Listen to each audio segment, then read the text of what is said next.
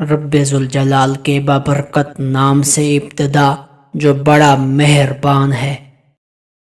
امریکی نیشنلٹی کے حامل ہادی مطہر کے دلیرانہ اقدام نے ایک بار پھر کفر کے ایمانوں میں ارتعاش پیدا کر دیا، لیکن افسوس کہ مسلمانوں میں اس کے باوجود وہ جذبہ مفقود نظر آیا جو روح کو تڑپانے والا اور قلب کو گرما دینے والا ہوتا ہے۔ نوبت یہاں تک پہنچ چکی کہ عام مسلمانوں نے بھی اس اقدام پر وہ رد عمل ظاہر نہیں کیا کہ روح زمین جس سے کانپ جاتی۔ نعرہ تکبیر کی فلک شگاف آواز کے لیے فضائیں منتظر ہی رہی۔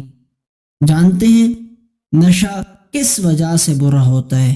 کیونکہ وہ عقل کو زائل کر دیتا ہے، سمجھ بوجھ کی صلاحیت میں نقص پیدا کرتا ہے اور فرد حقیقی زندگی کے تلخ حقائق سے فرار حاصل کرتے ہوئے سرشاری اور بے خودی کی مصنوعی وادیوں میں پہنچ جاتا ہے۔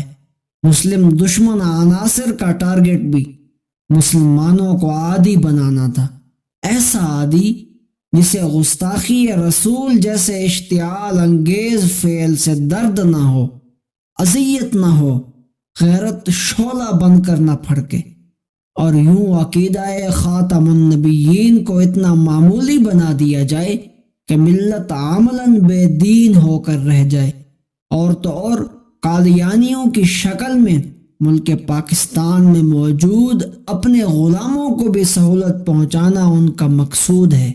اقتدار کی کنجیاں ان کے ہاتھوں میں تھمانا بھی ان کا ہدف ہے، تاکہ ملت اسلامیہ کی جڑیں کھوکھلی کر کے اسے عملاً سیکولر ریاست بنا دیا جائے اور یوں اپنے اندر کے بغض کو تسکین پہنچائی جائے۔ جانتے ہیں کنانہ بن ربی، حی بن اخطب جیسے یہودی مسلمانوں سے کیوں خار کھاتے تھے؟ صرف حسد، بغض کی وجہ سے، کم ظرفی کی وجہ سے، اپنا وزن اسلام کی جھولی میں ڈال کر سر بلند ہونے کی بجائے بلند کردار مسلمانوں کے دشمن بن گئے تھے۔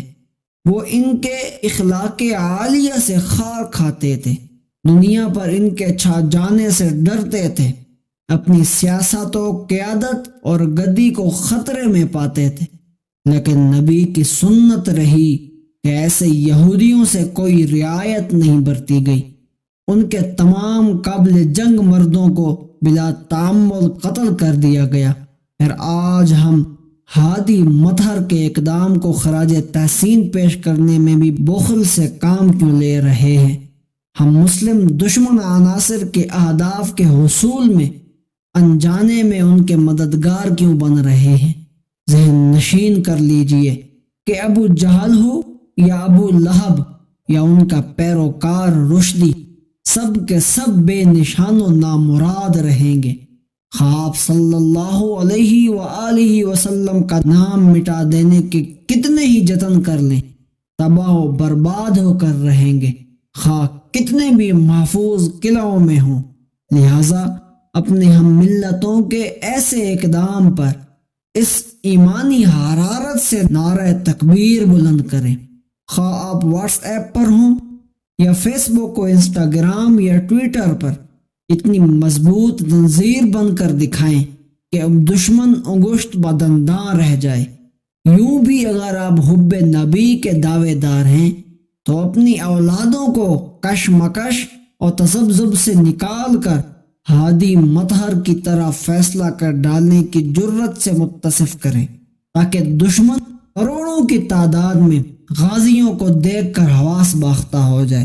پھر آئیے، دیر کس بات کی، سوشل میڈیا پر قبضہ کر لیجئے اور کفر کو بتا دیجئے کہ ہم سب ہادی مطہر تمہیں فنا کرنے کے لیے بےتاب ہیں اور عاشق رسول نایاب نہیں۔